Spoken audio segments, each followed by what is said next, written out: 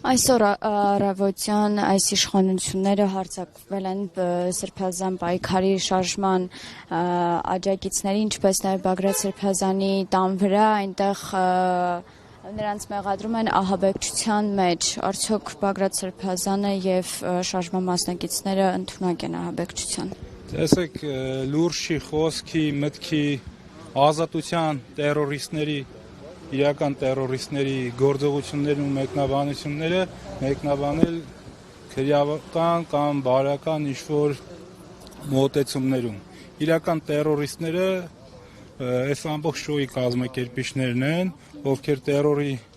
են ենթարկում մեր ժողովրդին, մեր պետությունը արդեն տևական ժամանակ, մարդկանց խոսքի ազատությունը, մտքի ազատությունը, սեփական պետություն ու հայրենիք ունենալու ազատությունը, մարդկանց հայրենազրկելով, տնական դանելով, տերորի ենթարկելով, ցեղասպանությանը հանցակից լինելով,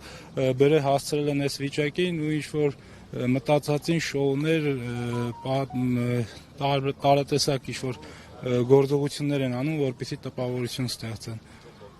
Դաշնակցականներից նույնպես ձերբակալվածներ կան։ Այս պայն ձերբակալված է Դաշնակցության գերագույն մարմնի անդամ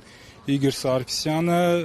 մի շարք դաշնակցական ընկերներ ձերբակալվել էին, այս պայն բաց են թողնվել, այս պայն ունեցած մեր տեղեկություններով, ակնհայտ է, որ որպես քաղաքական ուժ հակազգային այս իշխանությունների կողմից Դաշնակցությունը որպես ազգային կուսակցություն թիրախավորված է, մեր համար նորություն չէ, բնական է եւ տարօրինակ կլիներ, եթե սրանց առաջին թիրախը Դաշնակցությունը չլիներ։ Ինչից է վախենում այս իշխանությունը, որ կրկին սկսել է ձերբակալություններ։ Ասեք, իրենք վախենալու շատ պատճառներ ունեն, որովհետև իրենք վաղ թե ուշ գիտակցում են, որ այս իշխանությունը կորցնելու են, իշխանությունը կորցնելուց հետո գալու է հատուցման եւ պատասխան տալու ժամանակը, իսկ դրա համար նրանք ոչ մարդկայնորեն, ոչ տղամարդկայնորեն պատրաստ չեն դրա պատասխանը տալ ու այն ամեն ինչի միջով անցկացնում են մեր ժողովրդին, դրա հատուցումը իրենք ի վիճակի չեն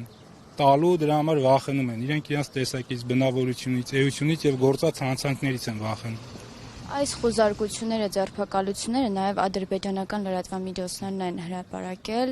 եւ հրճվում էին դրանով։ Դե ասեցի, էլի բարձ է, ինչի է այս ամեն ինչ տեղ ունեն։ Դե տեսեք, Փաշինյանի Անկարա մեկնելու հետ կապված կարող ենք ուղղակի նաև որպես ժեստ էս ամեն ինչը